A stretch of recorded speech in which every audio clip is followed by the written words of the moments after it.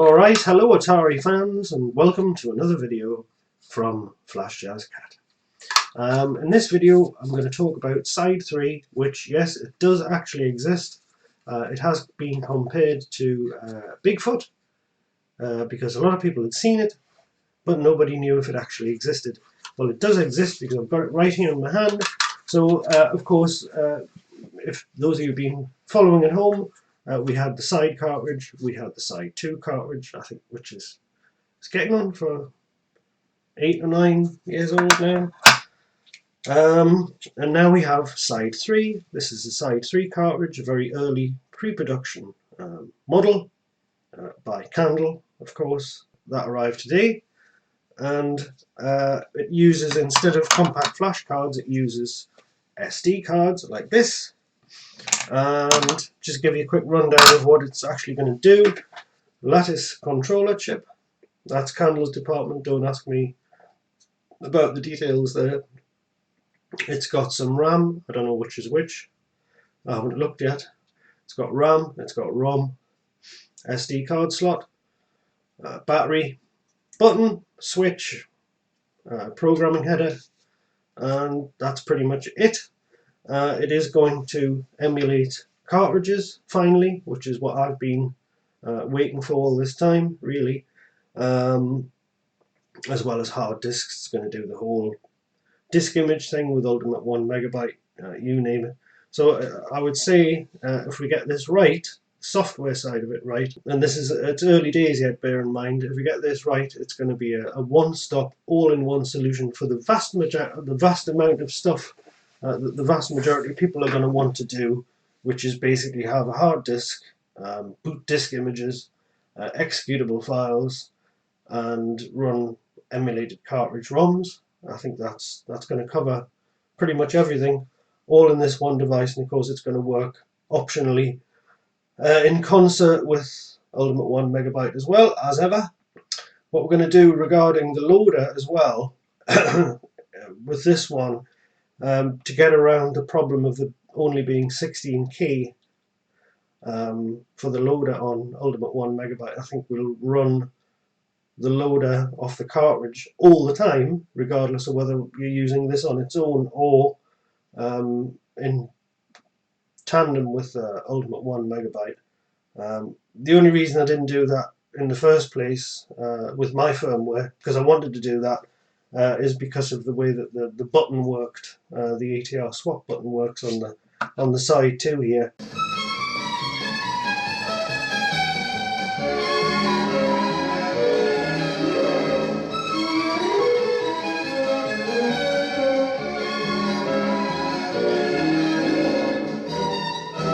So I can put all sorts of cool stuff into my loader on here, which will be great.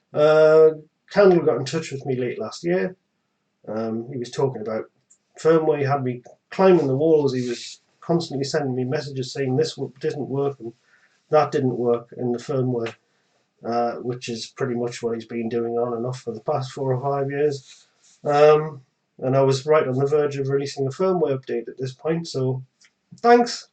But anyway, a lot of this stemmed from confusion and using ancient versions of the firmware that I uploaded about 3 or 4 years ago, I think, and you know, things do improve over time. So anyway, eventually we got talking about SIDE3. Sebastian got things moving by enlisting the help of Avery Lee, Theron, author of the Altera emulator, who within a period of days was just ridiculous ability, implemented this external device emulation, which you can see if you follow the Altera thread at Atari Age.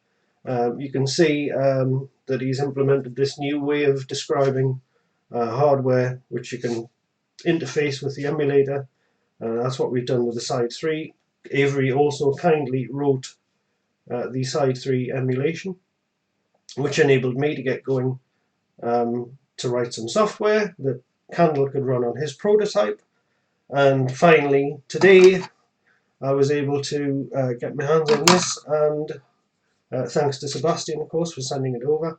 And tested on the machine here, and obviously it's early days yet. There's a lot still to do in terms of software, but basic loader functionality works. Reading from the SD card, and this isn't. This thing doesn't present the SD card as an emulated IDE device, which would have been much easier from my point of view if it had. But we're actually driving the SD card via SPI using the 6502 directly, and somehow Sebastian's made it so that it's still really fast. I think it's actually faster than SIDE3, which is pretty impressive. So what I suggest we do here is just have a quick look at the thing in action. I think you've probably had enough of me talking about it, so let's take a quick look just to whet your appetite. So what we can do here, which is very, very cool indeed, is to emulate the SIDE3 hardware. So if we go into this folder here, where I've got a VHD file, which acts as the SD card image, and I can start the device server. I'll just drag this over here,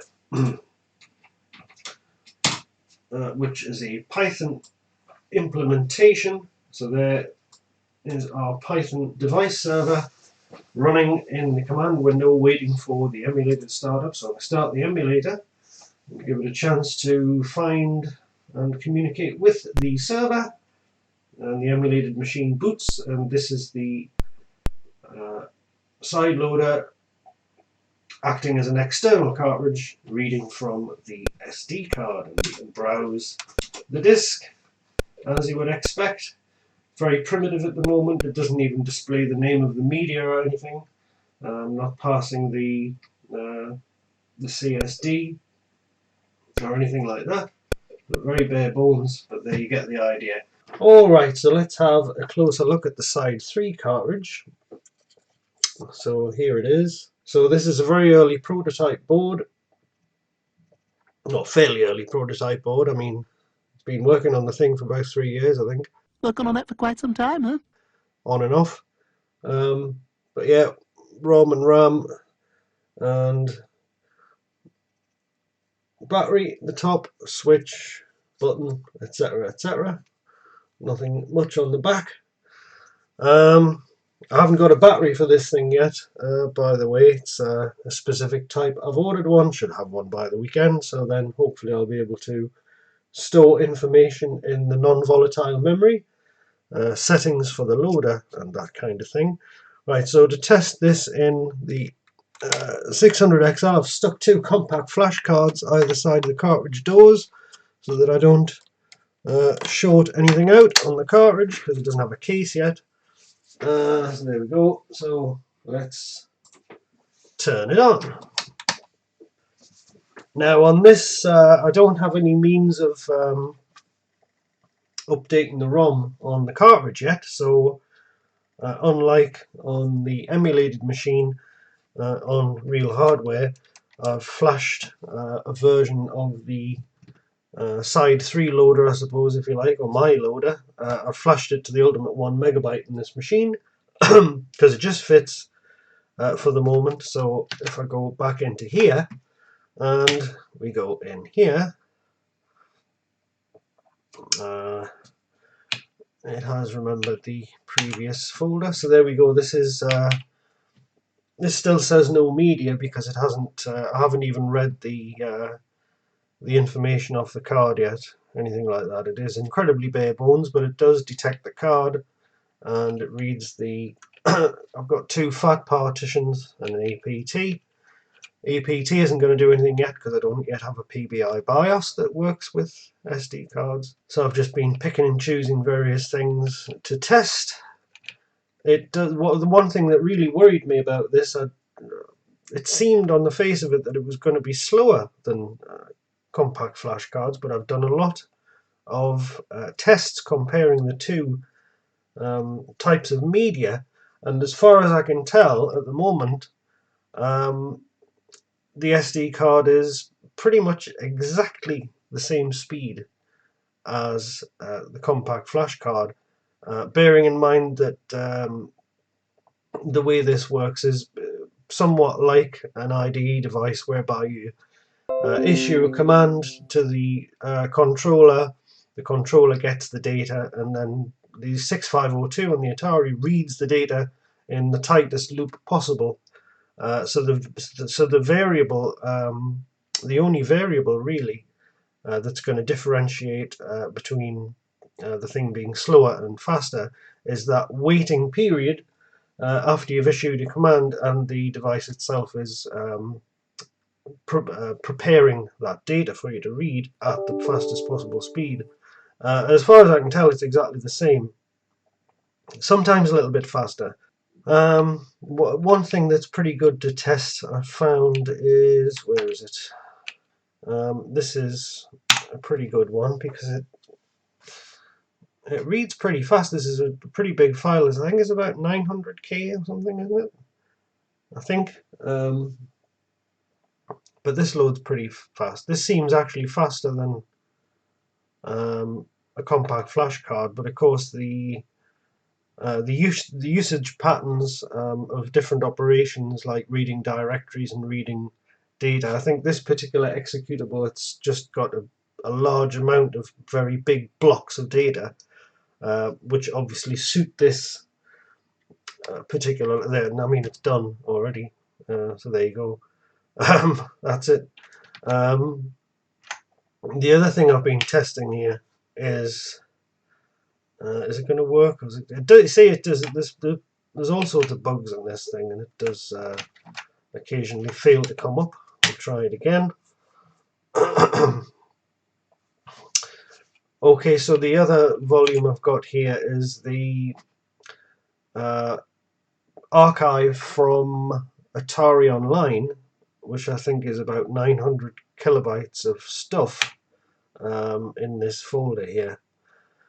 And I used that. This is the volume I used to test the recursive search feature in my loader for SIDE3, and I found that for some reason I typed TERM as the search criteria, and I timed that when I was developing the search, and I got the search down to about 4 minutes, because there's 5,500 folders, 17,500 files or something. So I'm timing the time it takes for the loader to trawl through the entire disk, all the file names, all the folders, and it does in about 4 minutes on SIDE3. I speeded it up a little bit with some loop unrolling over the past week, just because Sebastian is unbelievably competitive and gets very, very distracted by trying to have the fastest of everything. But so I was happy to respond in kind and start unrolling loops to further wring speed out of it. But nevertheless, it's a good test. So if I test this now, I did this and I tested it earlier on using a stopwatch, and there's no loop unrolling or anything, any fancy stuff. This is just the bare bones side loader with the I/O code replaced with SD card I/O code, and without forcing you to sit through the whole thing, it does it in 3 minutes 59 seconds, which is essentially identical to the SIDE3. I mean, as you can see, it's been running for a few seconds. We've nearly ripped through 1,000 folders already, or just past that. So yeah, there's no real discernible speed difference, but there's going to be a lot of cool stuff we can do with this device that we couldn't do with SIDE3, things like DMA. Imagine, for example, having something like Avery's video player, but instead of having to rely on Antic doing DMA from the compact flash card, imagine if we could just issue a read in a very controlled manner and keep the screen memory in the cartridge space, which we've got RAM for that now, and we could put movies on a proper file system, a FAT file system, or any file system.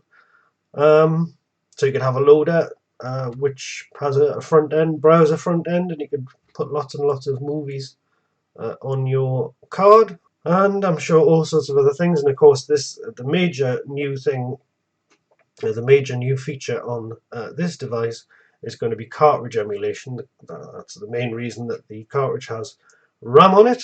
You'll be able to emulate your Atari Max cartridges, your OSS cartridges, and I'm absolutely determined that you're going to be able to do all that with simultaneous use of the hard disk partitions and disk images. I think that's essential at this point. So it will be an all-in-one solution. So you'll be able to keep your disk images, you'll be able to run Action or Max 65 from the loader and have disk images and hard disk stuff. No problem at all. That's where I hope it's going to end up. So yeah, I just wanted to give you a little sneak preview of the fact that the thing does work, and all accessed from this central loader. So you'll use this to run your executables, mount your disk images, partitions, and cartridge ROMs, and there's going to be no hopping from place to place or having to use a different multicart to do one thing. And you know what I'm talking about. This is what we've needed, this functionality to be all bundled into one place for so long now, and we're nearly at the point where that's going to happen. I hope you found this one interesting. Yeah, if you like the video, give it a thumbs up. We're very, very close to 1,000 subscribers now, which is just kind of an arbitrary target now at this point. Whether it makes any practical difference is another matter entirely. Just anything you can do, just watching stuff, sharing stuff, and liking stuff is very, very helpful. And I appreciate it very much. So yeah, I'll end the video there. And hope you enjoyed it, and I'll see you in the next one. So bye-bye for now.